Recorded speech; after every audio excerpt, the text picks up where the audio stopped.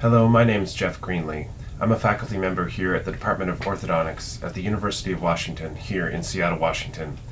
I've been asked by the editors of the AJO-DO to review the recent meta-analysis that I completed with my colleagues Greg Huang, Stephanie Chen, Judy Chen, Tom Kepsel, and Philip Pujol. This article will appear in the February 2011 journal and deals with the stability of treatment for anterior open bite. After my residency, I got interested in evidence-based care and pursued a degree in public health, specifically in epidemiology. In my epidemiology training, I learned about the ways to summarize evidence using meta-analysis and systematic review.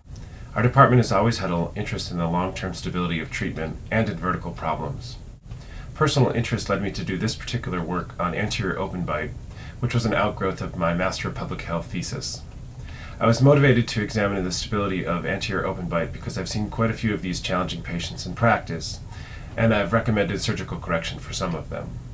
I was not aware of any trials or other high-quality evidence in the literature looking at the long-term treatment outcomes, and I thought that a synthesis of the evidence that we do have could help us evaluate the long-term treatment of this malocclusion.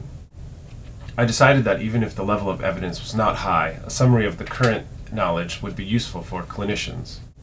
We used broad terms to search the electronic literature and attempted to capture all relevant articles. We culled down to 21 articles from which we could extract data. We rejected many articles because they failed to meet the requirement of at least 12 months of post-treatment follow-up or because they did not capture the primary measure of interest, which was overbite. Remaining articles had a low level of evidence. No randomized clinical trials or controlled studies could be analyzed. Many times, researchers often stop here, reporting that no conclusions can be made from the available data. But I don't particularly find that useful as a clinician. We decided to pool the overbite data to develop summary statistics for patients treated surgically and those treated with non-surgical orthodontics. Our time points of interest were pre-treatment, post-treatment, and at a minimum of 12 months of follow-up, which would give us insight into the stability of the correction over the long term. We cannot directly compare the surgically treated patients with those treated without surgery because they come from different patient populations and different studies. We can, however, look at the way patient populations' overbites changed over time, and if they relapsed. Both the surgical and non-surgical groups started with about 2.5 millimeters of open bite and were treated to about 1.5 millimeters of positive overbite. At the over 1 year follow-up, there was about 0.5 millimeters of relapse in both groups. Average numbers are a little bit deceptive, however, because averaging the data washes out a portion of the sample that relapsed back into an open bite at the end of treatment or follow-up. To better expose this, we did a secondary analysis to look at dichotomous outcomes of long-term stability, pooling studies that included numbers of patients at each time point with positive or negative overbites.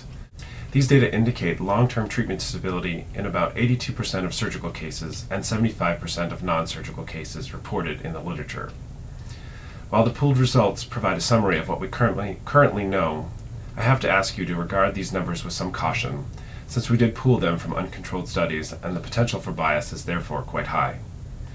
I hope you find our article interesting and informative, and I hope we find higher evidence studies on this topic in the future so that we might include them in our meta-analysis on the stability of anterior open bite treatment.